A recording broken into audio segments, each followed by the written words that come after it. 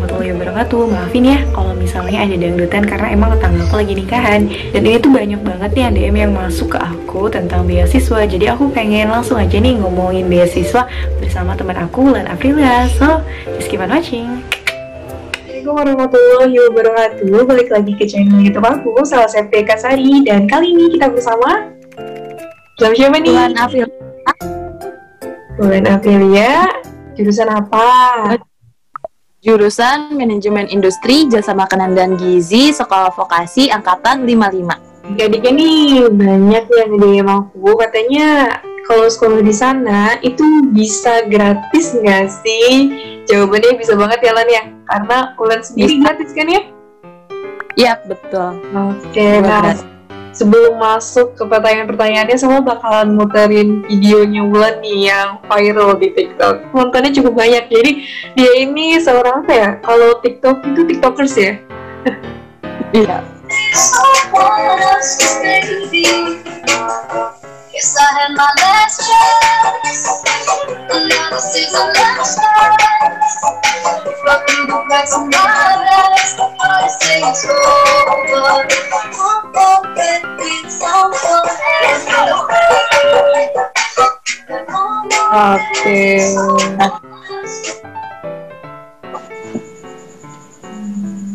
Oke nih, itu videonya inspirasi banget ya. Ternyata ya, Wulan ini yang saya kira anaknya tuh mageran gitu. Maksudnya anak kids gitu, mager kalau untuk jualan gitu. Ternyata kalau mau main harus jaga warung dulu.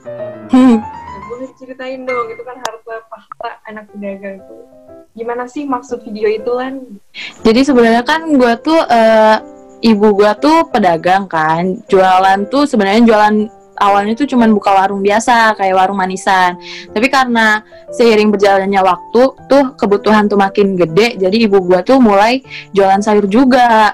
Nah kalau ayah gua itu sebenarnya buruh. Nah terus sebenarnya gua tuh nggak diizinin buat kuliah jauh, bukan sama keluarga gua ini, tapi keluarga besar itu tuh semuanya tuh nggak ada yang ngizinin, kayak buat apa sih kuliah jauh-jauh, di sini aja gitu kan dekat. Soalnya kalau kuliah jauh tuh kan pertama kosan, terus ongkos kan. Wulan kan dari Sumatera, terus mau ngerantau ke Jawa itu kan bahaya juga, jadi benar-benar nggak diizinin. Terus satu-satunya orang yang ngizinin Wulan itu cuman ibu Wulan.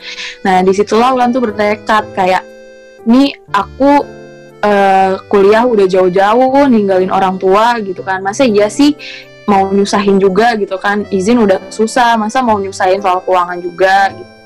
Apalagi kalau misalnya tiap bayar UKT tuh dengar orang tua tuh kayak ngeluh nggak ada duit tuh, wah nggak enak banget tuh ya ngedengarnya. Nah dari situ tuh Wulan sebenarnya daftar beasiswa tuh udah dari semester 1, tapi kita tuh ada persyaratan ya kalau misalnya mau daftar beasiswa itu minimal semester 3, setahu Wulan kayak gitu. Soalnya jarang ada beasiswa yang emang nerima dari semester 1 sampai terus dulu tuh kan Wulan beasiswa bidik misi nih. Kalau dulu bidik misi itu cuman boleh buat S1. Jadi kalau D3 itu nggak boleh. Alhamdulillahnya banget pas aku semester 3 bidik misi itu dibuka buat angkatan 55. Buat D3 dan dimulai dari angkatan aku 55. Alhamdulillah banget. Dan alhamdulillahnya lolos gitu. Alhamdulillahnya lolos. Dari jurusan Wulan sendiri itu ada berapa orang Lan yang lolos Lan?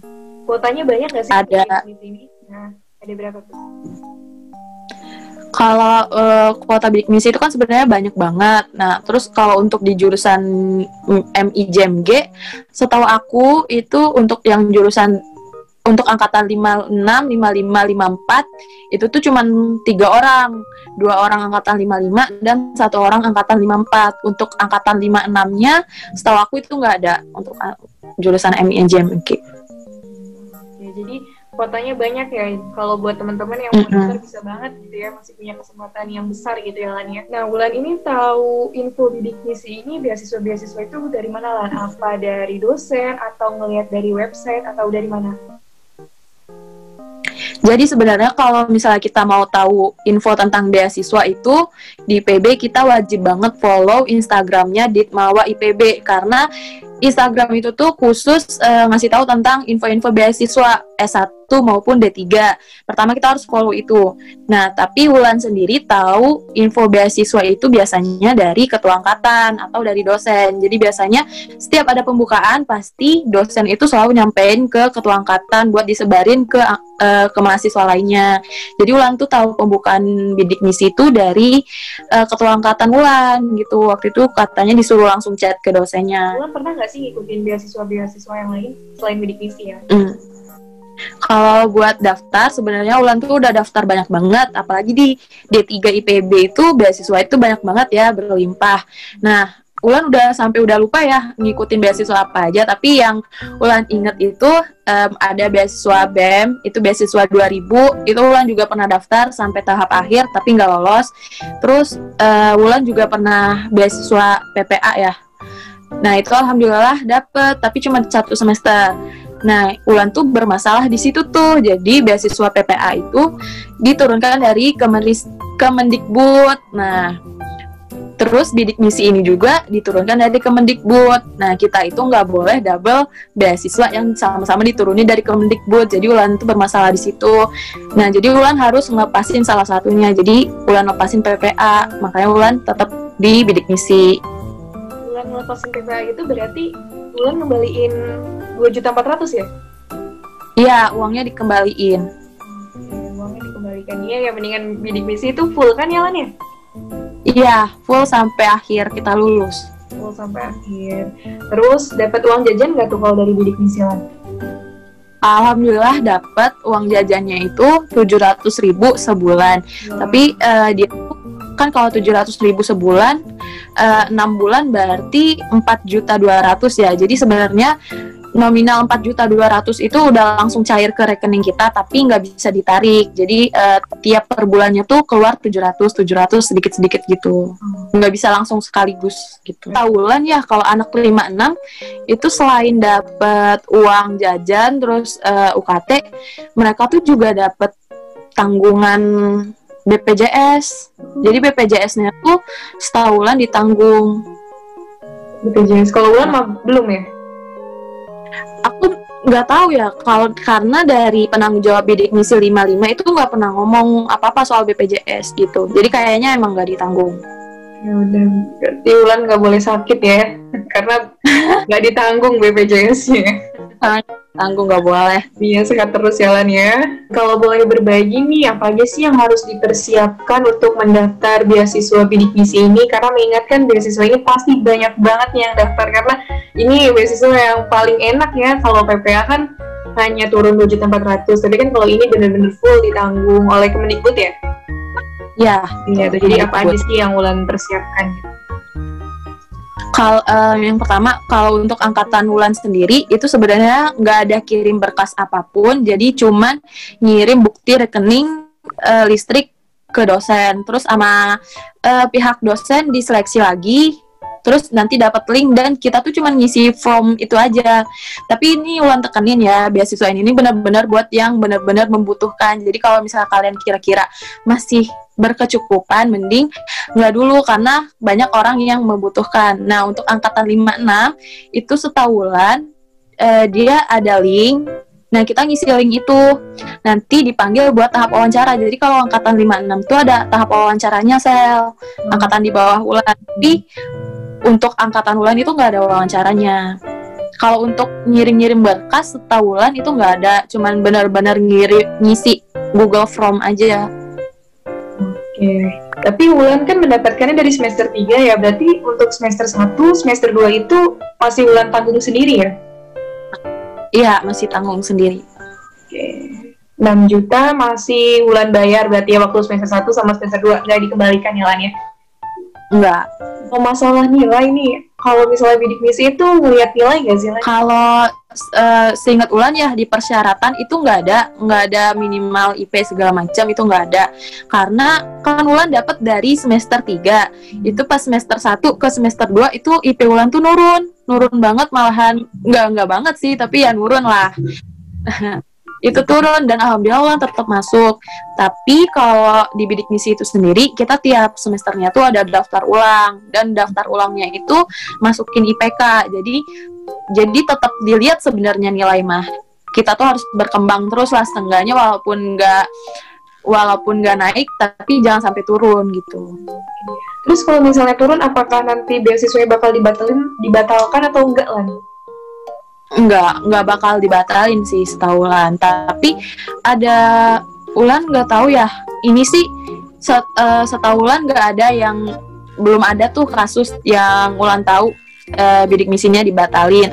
Tapi kalau tiap daftar ulang itu biasanya ada kayak form pengaduan gitu, jadi dari anonim sih, itu sebenarnya kayak anonim gitu loh Sel. Jadi kayak misalnya ada orang ngadu atas nama ini dengan NIM ini tidak berhak mendapatkan beasiswa ini gitu.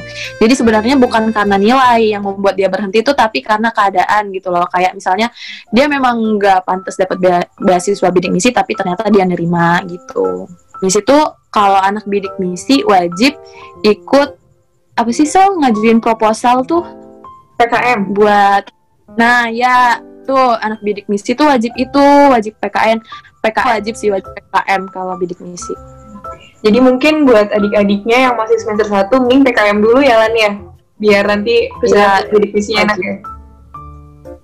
Wajib banget sih PKM, walaupun nggak lolos nggak apa, pokoknya wajib ikut PKM deh kalau bidik misi. Oh iya Lan, waktu itu tuh sempat saya ngeliat snap Instagram Lan nih ke Bogor, itu untuk ngurusin bidik misi atau apa tuh Lan? Kalau boleh tahu tuh. Iya betul banget Sel, jadi itu buat ngurusin misi, karena kan tadi Ulan sempat bilang di awal, jadi Ulan tuh bermasalah di beasiswa karena Ulan itu double beasiswa. Ulan dapat beasiswa PPA sama dapat beasiswa bidik misi, jadi kita tuh nggak boleh dapat 2 beasiswa dari Kemendikbud, jadi harus salah satu aja dari Kemendikbud. Nah untuk ngurusin bidik misi itu jadi bidik misi itu dinaungin sama dibawain sama BTN, Bank BTN, dan itu tuh nggak bisa dilakuin di bank cabang BTN manapun. Jadi di mana kita daftar beasiswa bidik misi itu, di situ kita ngambil. Jadi ngambilnya harus di BTN Bogor, harus banget di BTN cabang Bogor. Ulang nyampe udah 2 kali itu ke BTN cabang Palembang di Sumsel kan, dan jawabannya gitu, katanya nggak bisa, harus banget ngurus ke Bogor, padahal itu posisinya lagi corona. Terus itu kan kita mau naik ke semester 5. Nah, jadi Ulan takut UKT Ulan nggak cair gitu kan. Takut UKT-nya tuh nggak kebayar kalau itu belum diambil. Jadi akhirnya Ulan paksain aja datang ke Bogor. Cuman buat ngurus itu aja, ngurus bidik misi. Berapa lama Lan ngurus bidik misinya? Cepet, cuman jadi kita tuh ngurus bidik misi cuman buka tabungan aja gitu loh. Buka tabungan aja harus ke Bogor ya? Iya kan, jadi kayak ya ampun, kenapa sih nggak bisa di Sumsel aja? Oke. Kalau boleh tahu, Ulan pernah susah kah di kampus gitu? Pernah mengalami masa-masa susah nggak tuh? Kalau masa-masa susah apa dulu nih? Kalau misalnya masa-masa susah, masalah ekonomi sering ya, pasti sering banget itu mah. Kayaknya sepatu deh gitu. Itu teman aku deket banget tuh, si Salsa. Itu tuh dia tuh tahu banget kalau aku tuh sepatu tuh udah nyampe, wah udah parah banget lah sepatu mah. Itu juga fosil, udah nggak tahu fosil sepatu udah di mana nih, karena udah nggak kuliah, karena kuliah di rumah jadinya udah nggak pakai sepatu kan, jadi udah nggak perlu sepatu. Kalau dulu kan kita sepatu wajib ya, selalu wajib sepatu hitam, dan sepatu Ulan tuh cuma 1 itu, terus robek. Ya Allah, itu nyampe kalau bisa hujan kan bolong ya, jadi kalau misalnya hujan kaos kakinya basah nyampe ke atas, itu aduh sedih banget. Terus kalau misalnya bulan ini gue pernah ya, ini gue sedih banget sih, gue pernah waktu itu uang bulanan gue habis, terus gue nggak berani minta orang tua gue, sampai akhirnya gue tuh kayak ada makanan temen gue gak dimakan, gue ambil diem-diem anjir, ya ampun. Jadi dia tuh kayak udah nggak mau makan ini tuh kan, terus karena gue lapar banget ya, ini gue ambil makan itu, astaga. Itu gue juga cerita ke temen gue, terus gue cerita ke Salsa kan, terus kata Salsa, iya lu ngomong kalau lu nggak makan katanya. Nah Salsa itu yang suka kayak bawain makanan gitu kan. Alhamdulillahnya tuh Sel, teman-teman lingkup gue sama kayak di ME JMG itu tuh nggak ada yang julid gitu loh anaknya, kayak nggak ada yang membeda-bedakan. Gue suka banget tuh di MIJMG tuh nggak ada yang membeda-bedakan kayak ih, ini anak orang kaya nih, anak orang miskin, nggak ada gitu loh. Ya udah, mau kamu kaya mau kamu miskin tuh kuliah juga tetap pakai putih hitam gitu kan. Nggak ada yang julid. Gue sukanya dia MIJMG tuh gitu. Kalau masalah kesusahan nilai mah sering susah nilai mah.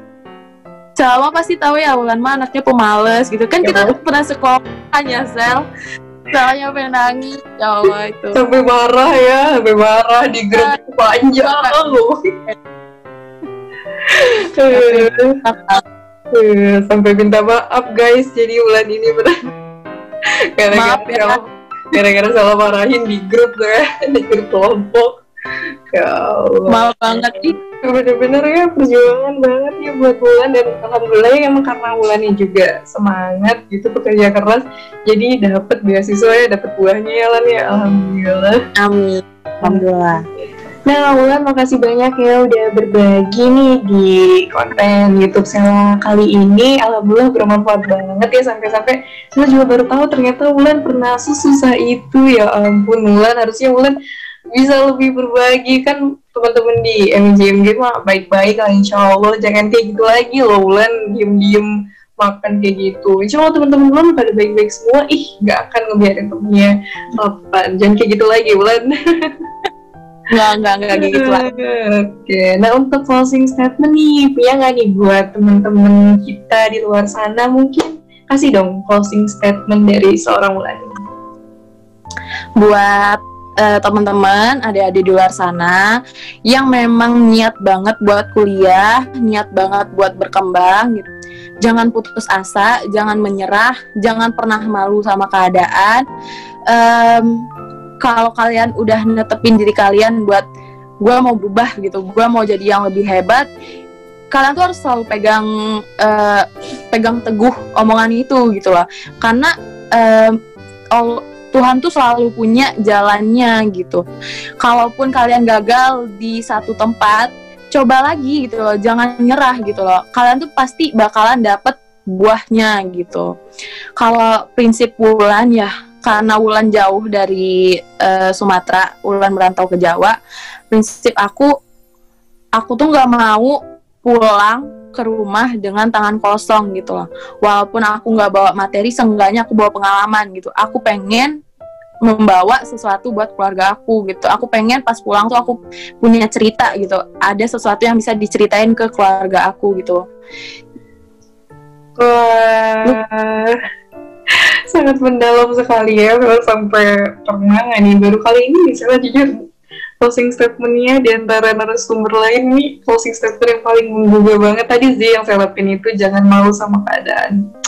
Itu keren banget ya, keren banget. Kadang saya juga ngerasa kurang bersyukur, tapi ngedenger cerita Wulan, ya Allah betapa saya harus lebih banyak bersyukur ya Wulan ya. Sepatu dari Wulan ngomong sepatu bolong gitu, ya Allah. Bener-bener ngebuat pikiran terbuka. Sebenarnya saya kalau terus banyak juga nih orang suka ngomong soal penerima bidik misi kayak, wah ini apa penerima bidik misi tapi ngehedon terus katanya, jalan-jalan terus ini terus gitu. Kayak Wulan tuh pengen nyampein apa sih yang kalian harapin dari penerima bidik misi gitu. Kalian ngeharapin penerima bidik misi tuh pakai baju bolong gitu, kumuh gitu, makannya kayak gimana gitu. Kan penerima bidik misi juga manusia gitu kan. Terus juga sesuatu yang diposting di sosial media itu cukup sesuatu yang menyenangkan aja gitu loh. Nggak perlu semua masalah tuh diposting ke sosial media gitu loh. Terus juga kalian yang suka nilai orang dari sosmed aja gitu. Kalian tuh cuman ngelihat 15 detik story. Jangan menilai orang dari hal itu gitu kan. Jadi jangan banget deh beransumsi sama orang-orang bidik misi kayak, wah ini mah pasti dia kayak gini nih gitu. Padahal mah kalian nggak tahu aja gitu loh di belakangnya tuh dia kayak gimana gitu. Bener. Susahnya dia itu gimana kan kalian nggak tahu. Bener, jangan suzon ya berarti ya Lan ya. Ya, Mas Uzon. Iya bener juga. Lagian iya sih, ya, namanya juga manusia ya, kalau dapat uangnya pasti dipergunakan lah ya, nggak mungkin dibiarin aja. Iya bener. Kan kita juga manusia. masa penerima bidik misi nggak boleh gitu makan di KFC gitu, nggak boleh makan MCD, kan manusia juga tuh, iya nggak sih Sel? Bener lah, Sula nih hebat, dia bener ngebuka pikiran dan emang orangnya terbuka banget ya Wulan nih tipenya, bener-bener terbuka ya. Aib aja ceritain masalahnya. Bukan naik sih, itu buat adik-adik pengalaman biar lebih bersyukur lagi. Dan aku juga ngerasa malu ya ngomong sama Wulan di saat Salah juga masih kurang bersyukur gitu ya. Ternyata Wulan nggak bisa berkata-kata lagi Lan. Terima kasih banyak ya Lan ya, sekali lagi makasih banget nih udah sharing-sharing, udah ngeluangin waktunya buat kita semua. Sehat selalu ya Wulan ya di sana, semakin sukses dan semoga aku mau kali ya kalau misalnya kali ini kan insya Allah kita lulus, soalnya ya laporan cepet di ACC-nya, nilainya juga cepet keluar, bagus. Dan see you next time lah, dadah.